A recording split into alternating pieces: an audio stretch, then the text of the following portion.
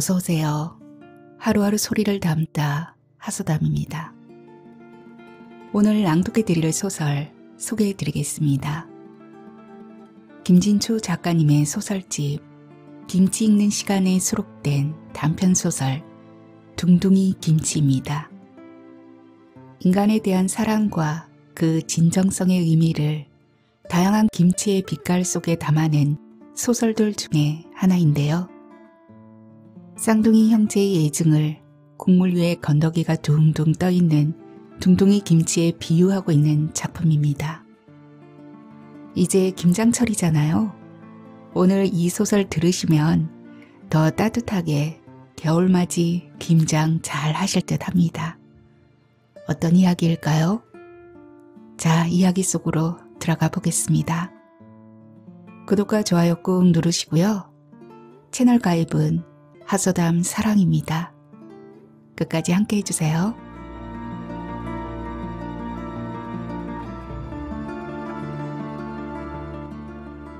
둥둥이 김치 김진초 단편소설.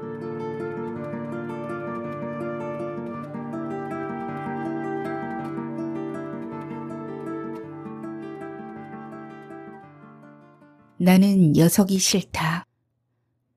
우리는 평소 잘 만나지도 않고 흔한 안부 전화조차 삼가는 관계다. 녀석의 전화임을 안 순간 지레 머리가 지끈거리면서 인상이 구겨졌다. 존재만으로도 불쾌한 사이. 안타깝지만 그게 우리의 운명이다. 엄마 어디 가셨는지 알아? 앞뒤 잘라먹고 용돈만 간단히. 그게 우리의 통화법이다. 나이 50이 돼가면서도 녀석은 막내 티를 내는지 꼭 엄마라 불렀다. 자기는 나와 다른 방식으로 엄마와 유대한다는 유치하기 짝이 없는 과시일터이다. 엄마라는 호칭이 아무리 거슬려도 지적할 수 없었다. 녀석이 자기 감정을 그럴듯하게 포장해 나를 무참하게 할 게 뻔하니 그대로 패스할 밖에. 녀석에겐 무엇 하나 가르칠 수도 의논할 수도 없었다. 너는 너대로 나는 나대로 쿨하게 사는 게 최선이었다. 다만 안 보려 해도 어쩔 수 없이 봐야 하는 우리의 상황이 불편할 뿐. 어쨌든 나는 녀석이 어머니를 찾는 게 달갑지 않았다. 녀석이 어머니를 찾았다 하면 여지없이 어머니가 알아눕기에 더욱 기피하게 되었다. 잘 풀리지 않는 녀석이 안쓰러워 무작정 편을 들던 어머니도 한계를 느끼신 듯 했다. 우리들의 불편한 관계를 익히 아는 터라 듣기 좋은 얘기 아니면 도통 옮기지 않던 어머니가 나를 붙들고 당부했다. 무슨 마각이여. 너희들이 그러고 사는지 모르지만 그래도 손이인 네가 자주 만나 속을 좀 들여다봐다오. 이예미는 백날 만나봐야 도통 모르겠구나. 어머니가 뜨거운 숨을 몰아쉬며 내 손을 붙들었다. 또 무슨 사고를 쳤구나. 한심한 놈. 내 마음은 냉랭했다. 어머니를 병원에 모셔가 영양제를 한 대 놔드리고 잘라 말했다. 죽이 되든 밥이 되든 아예 상대도 말고 모른 척 하세요. 자식 뒷바라지 하실 때가 아니라 이젠 어머니가 보살핌 받으실 연세라고요. 물렁물렁한 어머니 믿고 저러는 거예요. 이젠 어머니가 냉정해질 차례인 거 정말 모르세요? 사실 내가 뒤로 빠진 건 나서서 설득해봐야 녀석이 코웃음이나 칠 게 뻔해서였다. 너나 잘 사세요. 그 잘난 스펙 가지고 겨우 그 모양으로 살면서 누굴 가르치려 들어.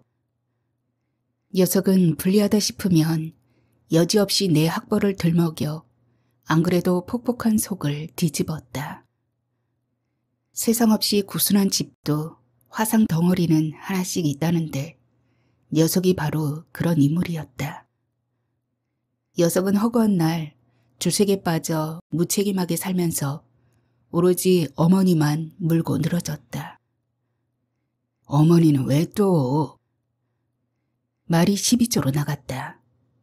아니나 다를까. 아들이 어머니 찾는데 무슨 이유가 필요하냐? 하며 녀석이 언성을 높였다. 하여튼 넌 알 거 없고 엄마 어디 계신지나 말해봐. 휴대폰도 꺼놓으셨단 말이야. 우리는 10분 상간으로 앞서거니 뒤서거니 태어난 이란성 쌍둥이다. 어려서부터 녀석은 나를 형으로 인정하지 않았다. 서양에서는 뒤에 나온 아이가 먼저 생긴 아이라 형으로 친다며 제가 형이라 우겼다. 그 때문에 어른들 몰래 주먹질도 많이 했다. 한 집에서 똑같은 옷을 입고 같은 음식을 먹으며 자랐지만 우리에게 공통점은 없었다. 나이가 들수록 우리는 멀어졌다. 대화가 안 되는 정도를 넘어 원수처럼 지냈다. 같은 공간에서 척지고 사는 괴로운 관계의 시작은 1인분을 2인분으로 나눈 까닭일 터였다. 어머니 뱃속에서부터 밥그릇 싸움을 하던 우리는 유아기까지 그 싸움을 멈출 수 없었다. 본능적으로 적이 될 수밖에 없는 비극적 커플인 셈이었다. 내가 만복감을 느끼자면 나머지 한쪽 젖을 차지한 동생을 밀어내야만 했다. 어머니는 세상을 다 얻은 행복한 얼굴로 양팔에 우리들을 안고 젖을 물렸다고 한다. 위로 딸만 넷을 둔 끝에 얻은 아들 쌍둥이였으니 말해 뭐하랴. 어화둥둥 내 사랑, 선둥이 후둥이 내 사랑, 쌍둥이 둥둥이 내 사랑. 어머니는 노랫가락이 절로 나왔다지만 우리는 처음부터 반목하는 사이였다. 나와 녀석은 어머니 젖을 문 채 서로를 발길질로 떼어내느라 용을 써야 했다. 젖먹이 때부터 그렇게 둘이 장난질을 쳤다며 어머니는 흐뭇한 미소를 지었지만 그건 엄연하고도 치열한 생존 경쟁이었다. 1인분을 둘로 나눠야 하는 불안감이 조성한 어쩔 수 없는 공격성이었다. 우리가 제일 싫어한 건 함께 있는 거였다. 어른들은 그것도 모르고 초등학교에 입학하자 일부러 담임을 찾아가 같은 반에 넣고 짝으로 앉혔다. 세상은 약속이나 한 듯 우리를 붙여주려 혈안이었다. 그게 쌍둥이에 대한 배려라 생각했다. 미칠 일이었다. 세상에서 가장 우에 있는 형제가 쌍둥이라고 착각하는 세상 사람들을 설득할 자신도 없었다. 그건 쌍둥이가 결코 아름답지 않은 관계라는 걸 드러내는 일이었다. 나는 그럴 용기가 없었다. 녀석도 마찬가지였을 게다. 학교에서야 마지못해 같은 공간에 있었지만 등하교 길은 제각각 달랐다. 녀석이 지름길로 가는 눈치면 나는 신장로로 돌아서 갔다. 말 한마디 없이 본 합의였다. 그것만은 둘이 통했다. 또 만날 터이지만 잠시나마 그렇게라도 떨어져야 했다. 우리는 떨어져야 안도하는 사이였다.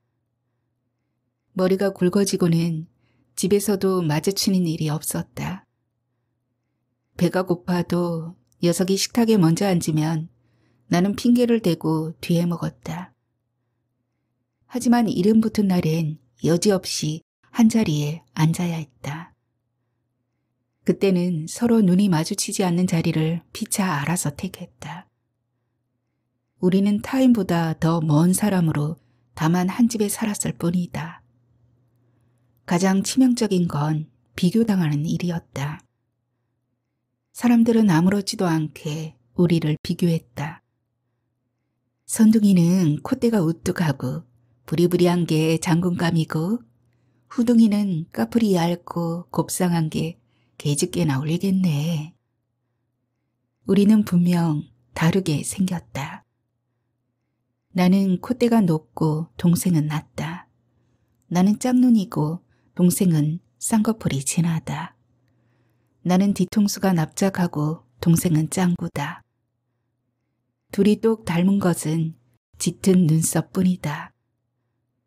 어머니는 우리에게 똑같은 옷을 사입혔다. 사입히기 어려울 때는 뜨개질로 짜서라도 입혔다. 똑같은 옷을 입지 않으면 무슨 사단이라도 날 듯 그렇게 한 쌍의 옷에 집착했다. 사람들은 자기와 똑같은 옷을 만나면 무작정 기분부터 나빠 어쩔 줄 모른다.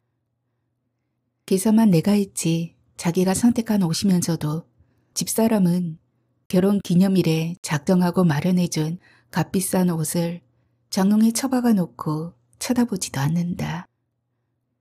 나 역시 학부모가 선물한 넥타이를 했다가 낭패를 보았다. 하필이면 교장 선생님과 같은 넥타이였던 것이다. 이 선생, 안목이 상당히 높군요. 그제야 내가 맨 넥타이가 상당한 고가임을 알았다. 뭔가를 탐색하는 듯한 교장의 눈빛에 오금이 저렸다. 교장은 한동안 나만 보면 물어뜯었다.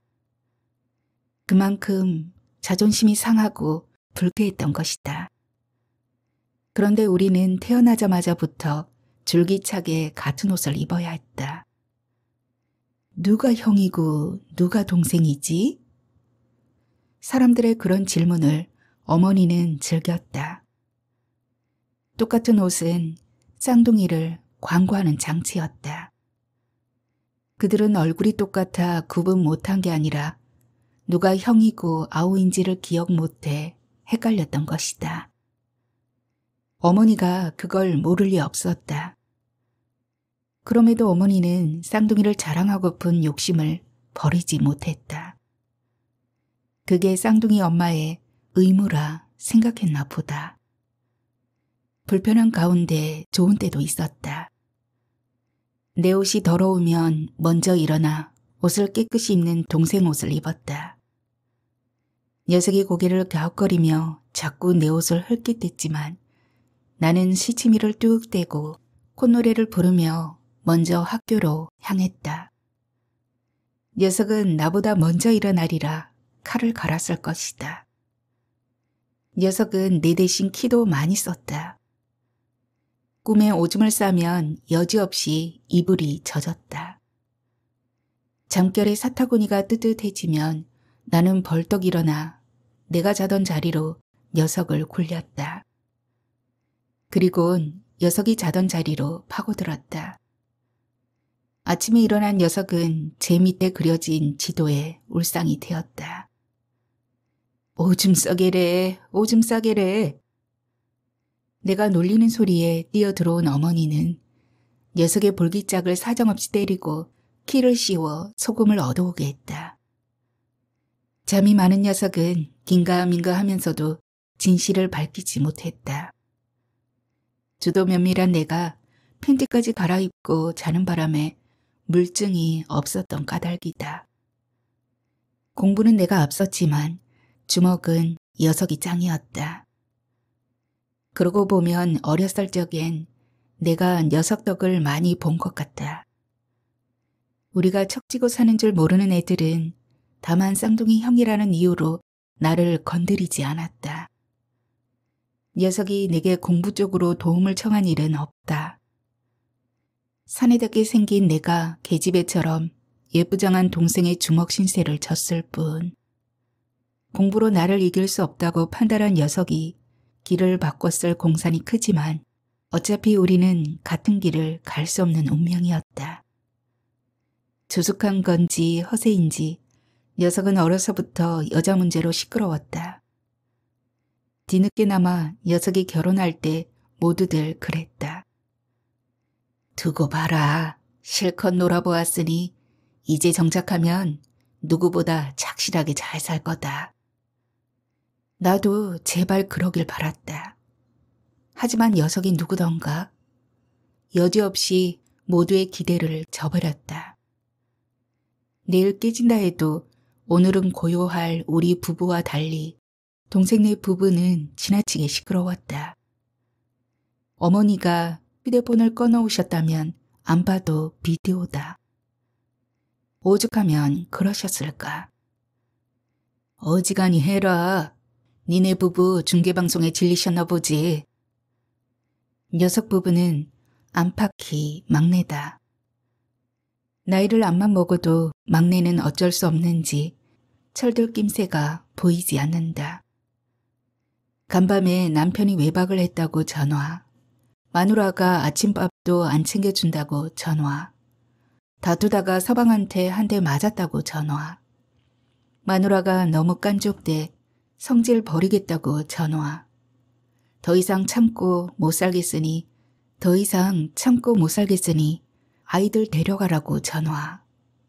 버르장머리 고쳐서 살 거니까 신경 끄라고 전화. 그들 내외는 시시콜콜한 가정사를 교대로 어머니께 전했다. 사내 못 사내 할 때마다 걱정스러워 찾아가면 언제 그랬냐는 듯 삼겹살을 구워 먹으며 깔깔대고 있으니 어느 장단에 춤을 춰야 할지 모르겠다며 어머니가 한숨을 쉬었다. 노인네 놀리는 것도 아니고 도무지 대책 없는 부부였다. 그나물에 그 밥이라고 어쩌면 그렇게 둘이 똑같은지 기함할 지경이었다. 야, 지금 농담이 나오냐? 엄청 심각한 상황이라고, 이 인간아. 녀석이 정색을 하는 바람에 정신이 번쩍 들었다. 내가 모르는 뭐가 있는 듯 했다. 아무래도 엄마가 잠수 탄 것 같아. 잠수? 애들도 아니고 어머니가? 아무런 언질도 없이 사라질 만큼 배짱 두둑한 어머니가 아니었다. 자식들에게 걱정 끼치는 걸 가장 조심하는 어머니 아니던가? 혹시 무슨 사고라도? 아니지. 사고가 났다면 벌써 연락이 왔을 것이다. 어머니의 휴대폰은 내내 꺼져 있었다. 음성 메시지도 넣었는데 묵묵부답이었다. 나와는 통화를 꺼릴 리 없었다. 궁금해서라도 전원을 켜면 곧장 연락할 줄 알았는데 퇴근 때까지 감감했다. 십정동 곱창집에서 만난 녀석은 연락 두절인 어머니보다 더 심란스러웠다. 반항기 애처럼 박박민 백구가 먼저 눈에 들어왔다. 거무튀튀한 얼굴, 한 줌이나 될까 싶은 허리에 무릎이 튀어나온 트레이닝 바지와 소매가 다른 겨자빛 사파리를 입은 게 갈데없는 노숙자 꼬락선이었다. 무엇보다 안색이 수상했다. 안 본 사이 무슨 몹쓸병이라도 들었나? 지난 구정 이후로 녀석과 대면한 적이 없다. 먼저 도착한 녀석은 벌써 소주 한 병을 다 비워가고 있었다. 차 안 가지고 왔지? 녀석이 내 잔에 술을 치며 물었다. 고개를 끄덕인 나는 녀석의 얼굴을 뚫어질 듯 들여다보며 물었다. 꼴이 왜 그래? 입술을 비틀며 막창을 뒤집던 녀석이 집게로 한 점 집어주며 말했다. 먹어봐. 곱이 많아 그런지 무지하게 고소하네. 노릇하게 익어가는 막창이 땡 도너츠처럼 철판에 도열해 있었다. 오래전부터 도살장이 있는 이곳은 곱창집들이 성황이다. 호사가들이 즐겨 찾는 소 머리꼴이나 등골은 비위에 맞지 않아 나는 주로 곱창이나 막창을 먹었다. 녀석도 나와 식성이 같은지 막창을 시켜놓았던 것이다. 우리 식성이 비슷하던가? 나는 녀석을 모르고 녀석은 나를 모른다. 우리는 서로 아는 것이 없다. 그저 한 어미 뱃속의 자식이었을 뿐이다.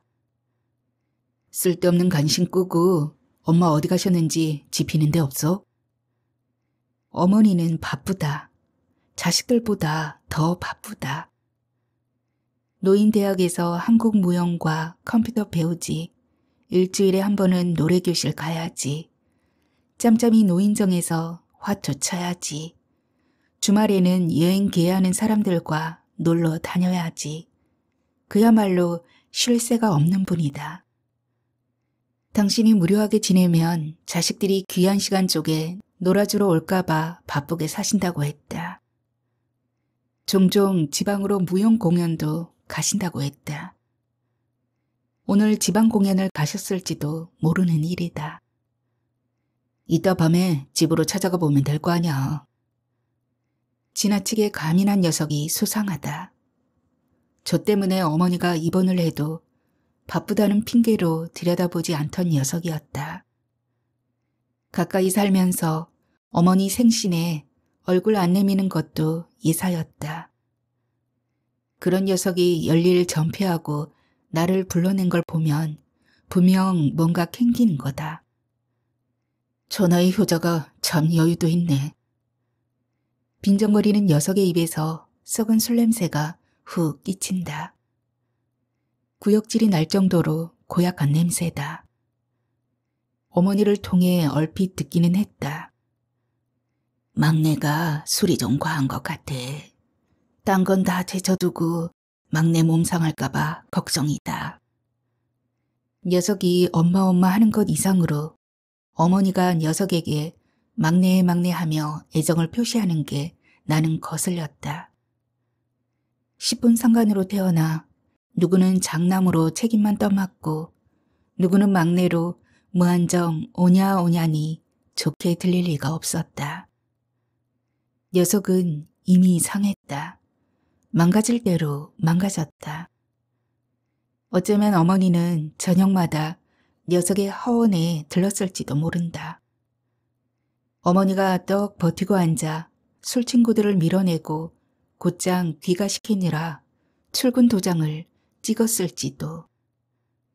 무슨 특권을 가졌는지 생전가야 어머니에게 고분고분할 줄 모르는 녀석은 누가 있거나 말거나 면박을 주면서 어머니를 밀어냈을 테고. 넌 뭐가 그렇게 불안한데?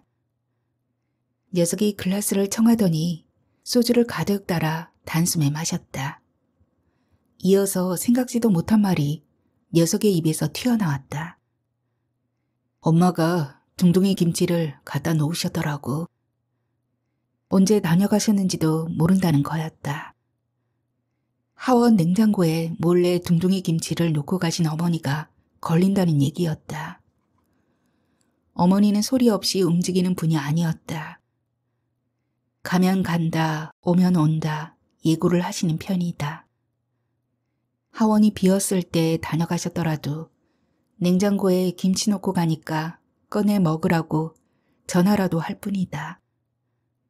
평소와 다른 어머니를 깨달은 녀석이 지레 겁을 먹은 듯 했다. 녀석의 말을 들으면서 어머니 안부보다 서운한 마음이 앞섰다. 나도 둥둥이 김치 좋아하는데. 아내에게 시키면 도무지 그 맛이 나지 않았다.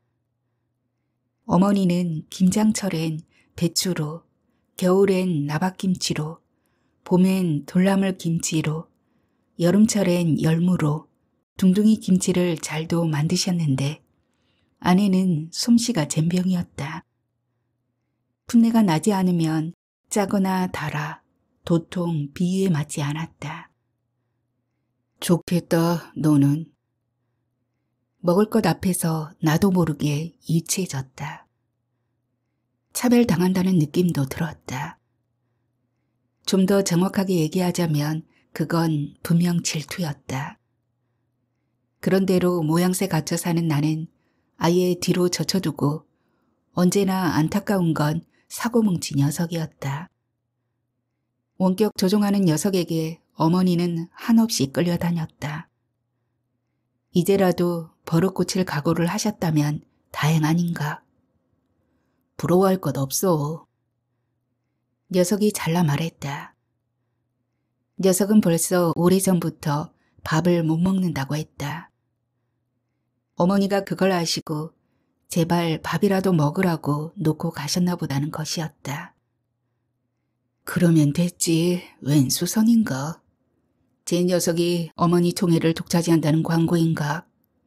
그래, 나도 솔직히 둥둥이 김치에 밥 말아 먹는 거 좋아한다. 철마다 다른 둥둥이 김치는 또 얼마나 입맛을 돋우는데. 한여름 땡볕에 열무마저 녹아버리면 수박 껍질, 참외 껍질로 둥둥이 김치를 만들어주곤 하셨지. 국물 위에 둥둥 떠있는 건더기는 또 얼마나 아삭거리던가. 밥숟갈 위에 싱싱한 건더기를 욕심껏 얹어 몇 숟갈 먹은 뒤 나머지 밥을 풍덩 말아 먹으면 세상이 온통 상쾌했지. 이것저것 늘어놓을 필요도 없이 그저 따끈한 밥 한 주발에 둥둥이 김치 한 사발이면 다른 반찬은 노 땡큐 아니었던가. 그만 못 잊어 툭 하면 아내를 닥달하는 내 앞에서 저렇게 제세하고 싶을까. 분한 마음에 녀석의 얼굴을 다시 들여다보았다. 컴컴하다. 누가 봐도 병색이 짙은 얼굴이다. 어려서부터 다른 건 같이 안 해도 병은 함께 앓았다. 감기도 홍역도 볼거리도 이질도 앞서거니 뒤서거니 앓았다. 아플 때만큼은 쌍둥이 형제다웠다. 함께 살지 않으면서 사이좋게 아플 일도 사라졌다. 몸으로 나누던 정보조차 공유할 수 없게 된 현실에 잠시 당황했다. 부린 대로 거둔다고 그렇게 함부로 살았으니 무샌들 당할 소냐. 쌤통이다 싶은 후련함과 함께 오래된 적군의 우정이 움직였다. 어디가 어떻게 안 좋은 거냐고 묻자 녀석이 잠옷 신경질적이다. 나머지 반병을 또 글라스에 따라 단숨에 마신다. 그러고 보니 녀석은 안주를 안 먹는다. 나도 두어 점이나 먹었을까? 반지처럼 쪼그라든 막창이 철판에서 까맣게 탄다. 우리의 대화도 불판 위에서 말라간다. 판을 바꾸고 다시 1인분을 시키자 녀석이 벌떡 일어선다. 너나 먹어. 나는 갈란다. 일어선 녀석이 휘청거린다. 금방이라도 엎어질 듯하다. 주량이 많이 줄었나 보다. 재빨리 일어나 녀석을 부축한다. 됐다고. 나 안 취했어. 녀석이 나를 떼어내고 택시에 오른다. 아무리 대화가 절실해도 막상 만나면 입이 다물어짐을 어찌 내가 모를까. 그게 바로 우리의 비극이다. 녀석을 눈으로 배웅하고 터덜터덜 어머니 댁으로 향했다. 초인종을 울려도 대답이 없어 비밀번호를 누르고 현관문을 열었다. 실내는 캄캄했다. 밤 10시. 노인이 밖에 있기엔 알맞지 않는 시각이라 불길함이 온몸을 훑는다. 늦은 시각이지만 지체할 여유가 없어 염치불구하고 큰 누나를 찾을 밖에. 야밤에 연락도 없이 웬일이야? 큰 누나가 눈을 비비며 뜨악하게 맞았다. 아무것도 모르는 표정이다. 어머니를 수소문하면서도 녀석은 아무 내색 안 했나 보았다. 어머니 시골 가셨어. 농장하는 친구분 댁에. 왜 큰누나 생각을 못했을까? 녀석이 알아보았다고 관가할 일이 아니었다. 이번 사단의 원인이 녀석에게 있으니 호락호락 가르쳐줄 턱이 없지 않은가. 갑자기 시골은 왜 갔었느냐고 묻자 큰누나가 눈시울을 붉혔다. 도망치는 연습하러 가신 거야. 도망? 생각지도 못한 말이었다. 팔순을 바라보는 노인이 도망이라니. 죽음으로부터의 도망 말고 무슨 도망이 있을까? 어디 막내뿐이냐? 너도 그렇고 나도 그렇고 정도의 차이가 있을 뿐 어머니 빼골 빼먹고 산 건 마찬가지잖아. 다 귀찮으셨던 거야. 할 말이 없다. 큰 누나가 술상을 봐왔다. 격식을 무시하는 큰 누나답게 안주는 달랑 먹다 남은 김치찌개에 덮인 것이었다. 다행히 술은 충분했다. 막걸리로 시작해서 소주로 넘어가고 반병쯤 남은 양주가 나왔다. 큰누나 집에서 양주가 나온 건 이례적인 일이다. 큰누나 혼자 특별한 날 한 잔씩 아껴 마시던 술인 듯 했다. 큰누나는 내내 살림이 어려웠다. 매형이 죽자 어머니가 얻어준 돈으로 갈비집을 했으나 결국 들어먹고 남의 집 주방 신세다. 큰누나가 장화를 벗을 날은 과연 언제 오려나.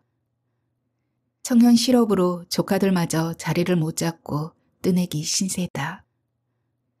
돈복은 없고 일복만 넘치는 큰누나를 지켜보는 내 신세가 처량하다. 동생인 내가 이런데 어머니야 말해 뭐하리. 따지고 보면 다 내 탓이다. 그래도 소위 내가 이 집안 맞이 아니냐. 맞이가 잘 돼야 집안이 바로 서는데 평생 지질이 공상이니 뭐가 되겠냐. 돌아버리겠다 정말. 취했는지 큰누나가 질끔거린다. 조카들이 있잖아. 이젠 다 키웠잖아. 큰누나 조금만 참고 기다려. 따위에 빤한 위로는 낯간지러워서 못하겠다. 기다린다고 오는 운이 아님을 아는 까닭이다. 억울하고 분통 터지는 큰누나 심정 충분히 이해한다. 하지만 등을 두드리며 술을 치는 것밖에 다른 도리가 없었다. 내가 먼저 도망치고 싶었는데 어머니한테 선수를 빼앗기고 말았어. 넌 모르겠지만 난 그 심정 알고도 남아. 도망처럼 매력적인 단어가 또 있을까?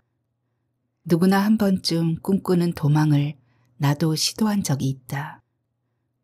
나와 똑같은 녀석이 있는 끔찍한 환경을 벗어나고 싶었다.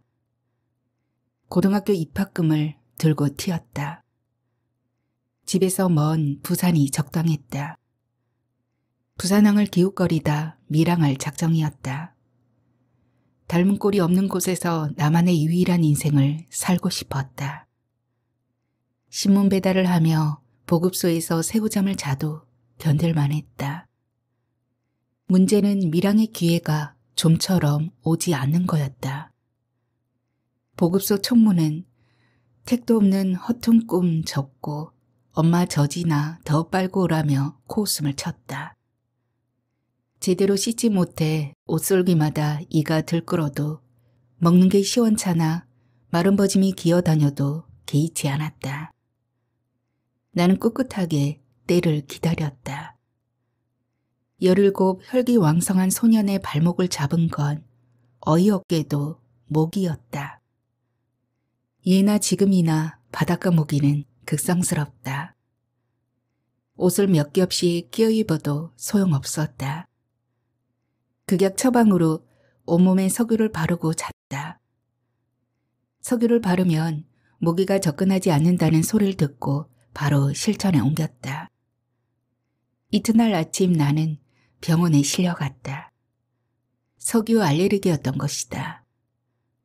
하찮은 모기로 인해 내 꿈은 산산이 부서졌다. 그때 알았다. 세상 없이 하찮은 것도 막상 걸림돌이 되었을 땐 무서운 위력을 가진다는 사실을. 초라한 몰골로 들어서는 나를 확인한 녀석이 의기양양 대문을 박차고 나갔다. 동네 건달들과 어울리면서도 집은 꼬박꼬박 들어오던 녀석의 습관적인 가출이 시작된 것이다. 어머니 갯돈, 둘째 누나 결혼자금 등 녀석은 가리지 않고 훔쳐 가출했다.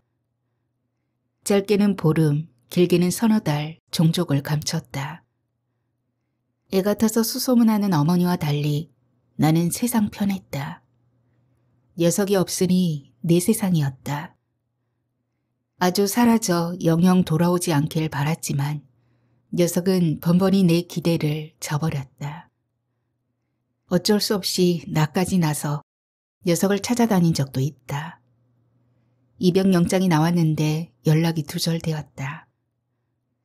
어머니 성화에 나는 녀석이 다니는 지방대학 근처 하숙집을 찾아갔다. 하숙집 아줌마는 녀석이 통 들어오지 않아 석 달째 하숙비가 밀렸다며 반색했다.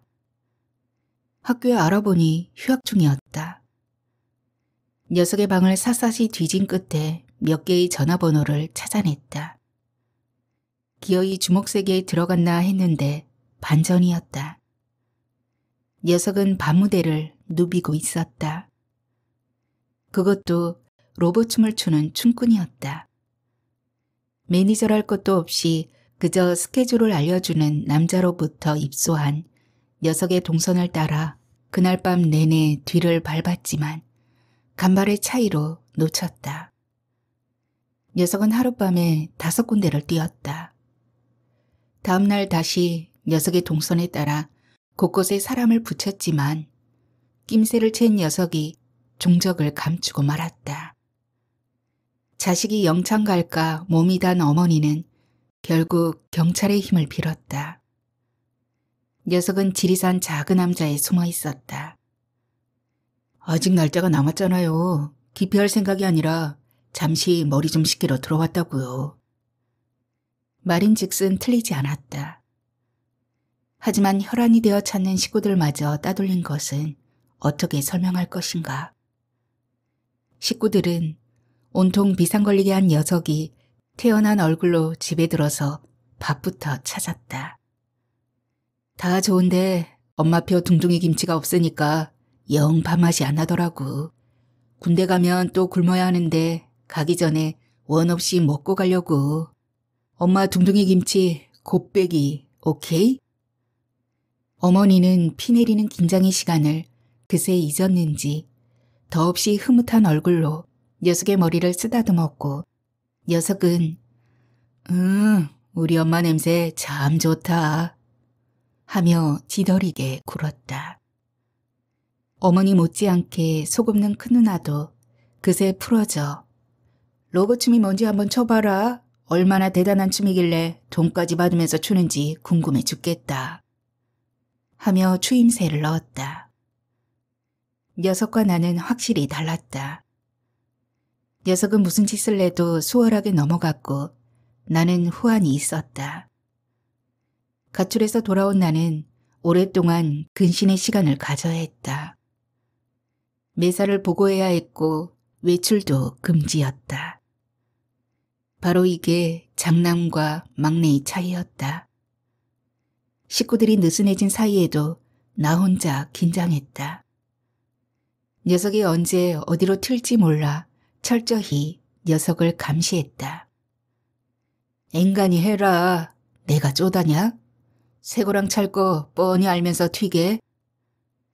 녀석의 짜증과 시비를 견뎌낸 끝에 우리는 나란히 입대했다. 훈련이 끝나고 자대 배치할 때 역시나 쌍둥이에 대한 배려가 있었다.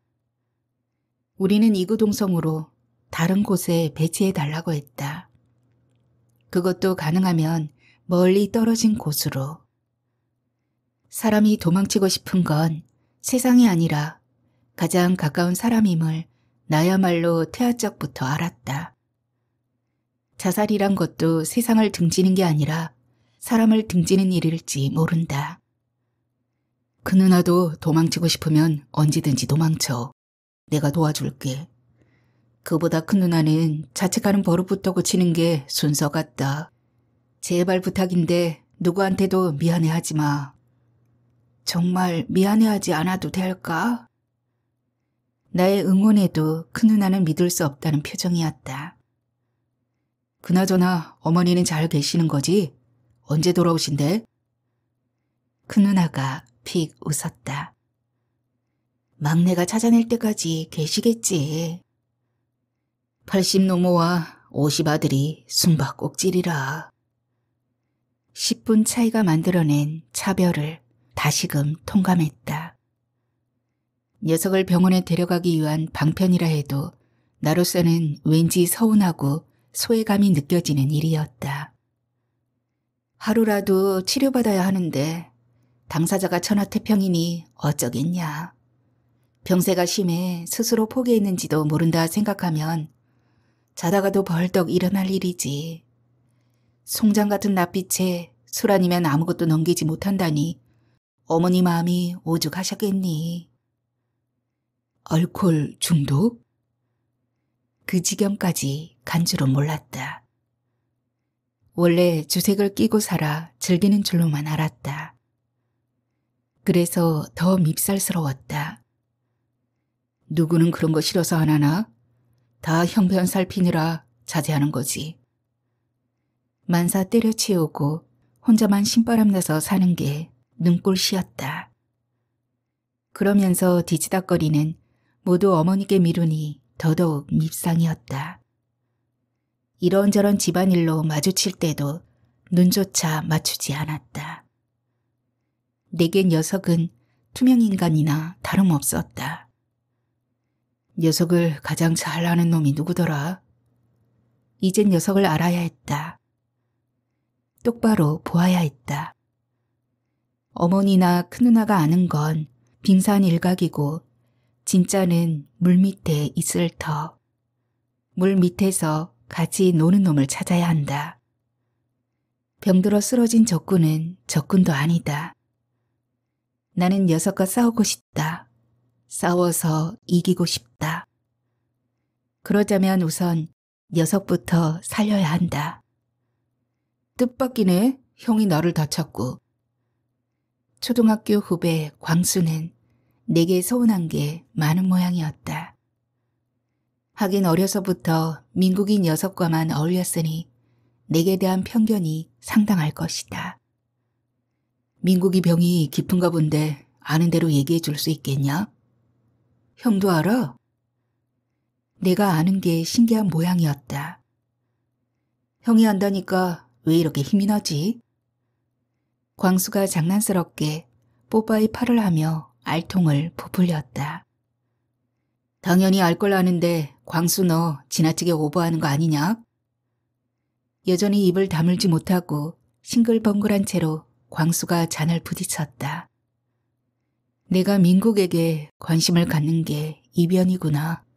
하긴 내가 생각해도 입영 영장 소동 이후 처음 있는 일이긴 하다.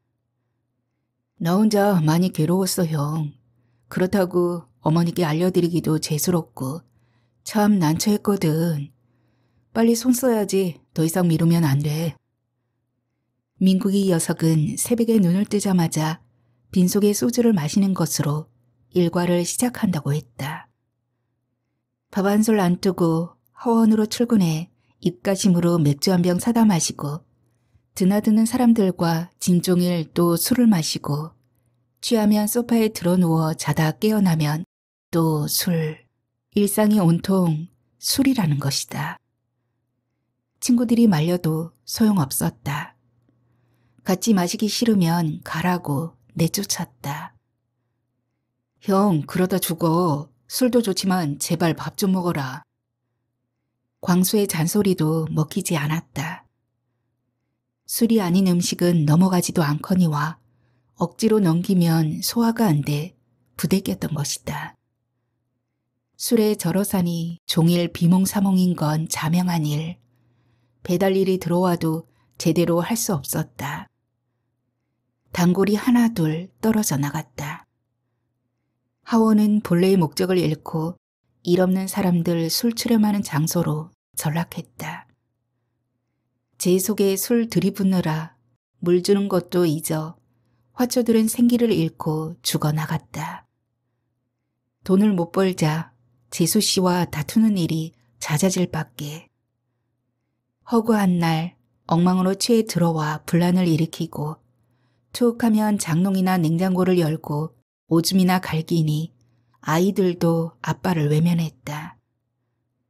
안팎으로 입지가 좁아지면서 술에 대한 의존도는 점점 높아졌다. 취하지 않고는 견딜 수 없는 악순환이 계속되자 될 대로 되라 자포자기했나 보다는 것이다. 광수의 얘기를 듣다 보니 문득 어린 왕자가 떠올랐다. 어린 왕자가 술꾼에게 왜 술을 마시냐고 묻자 잊기 위해서 마신다고 했다. 무엇을 잊기 위해서냐고 묻자 부끄러움을 잊기 위해서라고 했다. 다시 무엇이 부끄럽냐고 묻자 어이없게도 술 마시는 게 부끄럽다는 대답이었다. 지금의 현실로 볼 때 녀석에겐 세 번째 대답이 맞겠지만 나는 자꾸 첫 번째 대답에 마음이 쓰인다. 녀석은 무엇을 잊고 싶은 것인가? 그래, 강수 내 생각엔 어떻게 하는 게 최선이겠냐? 형은 무조건 알코올 클리닉에 쳐넣어야 한다고 생각하겠지? 나도 그 정도는 안다. 억지로 알코올 클리닉에 들어가 술을 끊어도 본인의 의지가 없으면 나오자마자 술을 입에 대 도로아미 타불이 된다는 것쯤은 지금 상태가 얼마나 심각한지 본인이 깨달아야 한다. 스스로 알코올 중독임을 인정하고 술을 끊어야 한다는 동기가 확실하게 부여되어야 한다. 헌데 녀석은 이미 환자라 판단력을 잃었다. 어떻게든 술 마실 핑계를 만들어 자기 합리화하기에 급급하다. 마음으로 소통해 안을 들여다보기엔 녀석과 내 사이가 너무 멀다. 어려서부터 서로 뱃속까지 까발리며 온갖 못된 짓을 함께한 광수만이 가능한 일이다. 녀석과 심중을 나누는 광수가 있어 얼마나 다행인가. 형이 민국이 형 때문에 공부 많이 했나 보네. 정말 재지게 기분 좋다. 천군마마를 얻은 기분이야. 그래서 얘긴데 내게 비방이 있어. 형만 허락한다면 한번 밀어붙일 생각인데 어때? 민국이 녀석에게 광수는 후배가 아니라 차라리 형이었다. 그런 친구를 가진 민국이가 부럽다. 나는 친구가 없다. 다람쥐 쳇바퀴 돌듯 집과 학교만 오간다. 동료 교사들과는 어울려봤자 말만 무성하다. 잘 나가는 대학 친구들을 만나면 기분만 상해 돌아온다. 차라리 공원을 산책하거나 혼자 바둑을 두는 게 100번 낫다. 내가 곤란에 처했을 때 광수처럼 적극적으로 나설 사람은 친구고 후배고 전무하다. 한심하게 사는 민국이도 사람 하나는 건졌는데 나는 뭔가 빈손이 허전해 일 없이 주먹을 쥐었다 펴며 실소를 깨물었다. 민국이 녀석이 결국 어머니를 모셔왔다. 나는 저면에 나서지 않았다. 광수에게 어머니 계신 곳을 흘려주었을 뿐이다. 다른 사람은 다 알아도 나는 몰라야 한다. 녀석은 일단 석 달 입원하기로 결정했다. 광수의 충격요법 덕분이었다. 광수의 비방은 바로 감방이었다. 의도적으로 죄를 지어 6개월이고 1년이고 감방에서 썩으면 술이야 자동으로 끊지 않겠느냐는 황당한 얘기였다. 알코올 중독 치료의 첫째 가문은 자신의 의지지만 당사자의 의지만 가지고는 결코 성공할 수 없다. 그것을 도와주는 장치로 알코올 클리닉이 있다. 하지만 술을 끊고 나온 뒤가 더 중요하다. 주변의 응원과 애정 그리고 철저한 감시가 필수이기 때문이다. 평생 안심할 수 없는 게 알코올 중독이다. 한 잔만 마셔도 재발하는 고질병인 까닭이다. 한 남자가 있다. 아무도 없는 외로운 남자다. 그는 알코올 중독으로 폐가 망신하고 가족에게서 쫓겨난 신세다. 아빠 힘내세요. 우리가 있잖아요. 출근할 때마다 웃음을 선사하던 딸이 미치도록 보고 싶다. 남자는 공중화장실에서 자신의 몰골을 확인한다. 죽음의 그림자가 깊게 드리운 끔찍한 얼굴이다. 다른 목적은 없다. 죽기 전에 딸 한 번만 보면 족하다. 남자는 죽기를 각오하고 술을 끊기로 작정한다. 알코올 클리닉은 돈이 없어 불가능하다. 쭈그리고 앉아 골똘히 생각하던 남자는 벌떡 일어나 고릴라처럼 가슴을 두드리며 펄펄 뛴다. 기가 막힌 방법을 찾은 것이다. 바로 감방이다. 거기 들어가서라도 술을 끊어야겠다는 절실한 바람이 결국 범죄로 이어진다. 실제로 광수가 아는 사람 얘기였다. 민국이 녀석에게 들려준 뒤 광수가 진지하게 제안했다. 민국이 형, 시나리오는 내가 완벽하게 짜놨어. 형하고 감방 동기해 줄 테니까 걱정은 접어두고. 나야 뭐 딸린 식구도 없고 홀가분 하니까 부담 가질 필요도 없어. 형한테 이 정도 충성이야 세 발의 피지 뭐. 절도는 시시하고 특수절도로 하는 게 좋지 않을까? 종종 사고를 친 광수는 이미 몇 개의 별을 달고 있었다. 미친놈! 일가란 민국이가 뒤도 돌아보지 않고 어머니에게 향했다는 것이다. 번갯불에 콩 볶아 먹듯 도통 정신을 못 차리겠구나. 이게 대체 꿈이냐 생시냐? 민국을 입원시키고 돌아온 어머니는 아직도 믿어지지 않는 표정이었다. 막내 그 녀석이 원래 사람 혼 빼는 데는 선수잖아요, 어머니. 함께 온 큰누나가 거들었다.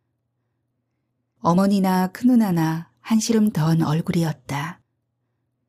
함께 걱정하고 함께 기뻐하는 가운데 나만 외톨이다. 맹지에 서 있는 볼품없는 나무 같다. 알 만큼 아는데 대화에 끼어들기가 여의치 않다. 왠지 침도 바작바작 마른다. 뻑뻑한 구강에 혀를 굴리며 마땅한 말을 찾는데 여러 개의 돌기가 감지된다. 언제 생겨 이렇게 부풀었지? 제법 크게 부푼 물집들이 성가시다. 혀를 꼿꼿이 세워 물집들을 공격하다 기어이 어금니로 깨물어 하나 둘 터뜨린다. 물집이 시다. 시큼한 맛이 입안에 퍼지자 기다렸다는 듯 침이 가득 고인다. 어머니, 저도 둥둥이 김치 좋아해요. 엉뚱한 말이 튀어나간다. 녀석에게로 주목되는 상황에 물기 얹고 싶은 무의식의 발로일 것이다. 큰 누나가 눈을 흘기며 말한다. 호시탐탐 기다리던 막내 자리, 민국이 없는 동안이라도 대안이 내가 맡겠다 이거지? 나 참 어이없어서. 아닌 게 아니라 무작정 어리광 피우고 떼써도 받아주는 막내의 특권이 부러웠는지도 모르겠다. 10분 상관이 벌려놓은 엄청난 차이. 장남과 막내라는 어마어마한 거리에서 내내 정체성을 못 찾고 헤맸는지도. 내가 바란 게 혹 막내 외아들은 아니었을까? 해서 민국이 녀석이 세상에서 사라지길 간절히 바란 건 아니었을까? 어쩔 수 없이 대두되는 생존 경쟁이니 뭐니는 궤변이고 나야말로 이기심과 욕심으로 똘똘 뭉친 속물은 아닐까. 너덜너덜 매달려 있는 물집 거풀을 이빨로 끊어내는데 집중한다. 살과 떠있는 물집의 흔적을 어금니로 잘근잘근 씹어 꼼꼼히 뜯어낸다. 신물 대신 찝찝하고 비릿한 피맛이 감지된다. 어쩌면 지금 녀석도 입안의 물집을 터뜨리고 있을지 모를 일이다. 나처럼 신물과 피맛을 고루 보고 있을지 모를 일이다. 몸을 감추고 구경하는 내가 이럴진데 녀석의 속이야 오죽하겠는가. 그럼 알고 말고 우리 쌍둥이들이 아버지 식성을 닮아 둥둥이 김치 귀신이지. 마침 돌나물 김치가 한 통 있으니 이따 들고 가거라. 어머니가 실눈으로 먼 데를 보며 말한다. 병원에 떨어뜨려 놓고 온 민국이를 생각하는 모양이다. 나는 여전히 든든한 장남일 뿐이다. 어머니, 아들, 딸 차별하시는 거예요? 대한이만 주지 말고 저도 주세요. 큰 누나가 끼어든다. 밤에 술을 종종 마시니 아침에 필요할 것이다.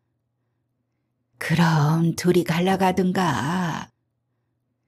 수척한 어머니가 늙은 남매를 훑으며 빙그레 웃는다.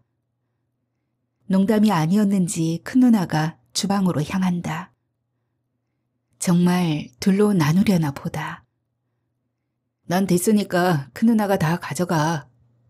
라고 화끈하게 양보한다. 그런데 과연 양보일까? 아니다. 나누는 것에 대한 강박증, 내 심신에 배어있는 불안, 부인, 분노, 그리고 좌절이 만들어낸 거부 반응일 뿐이다. 근원적인 불화의 끈을 어떻게 자를까? 머리가 지끈거린다. 병원은 민국이보다 내가 먼저 가야 했는지도 모른다. 그런데 내겐 감옥에 가라고 종용할 친구도 감방 동기가 되겠다는 친구도 없다. 정신병원 닥터로 있는 동기생이 있을 뿐이다. 밥맛 없는 친구지만 아무래도 그 친구 신세를 져야 할 것 같다. 반쯤 열린 창문으로 보드랍고 화창한 바람이 넘어온다. 명지 바람이다.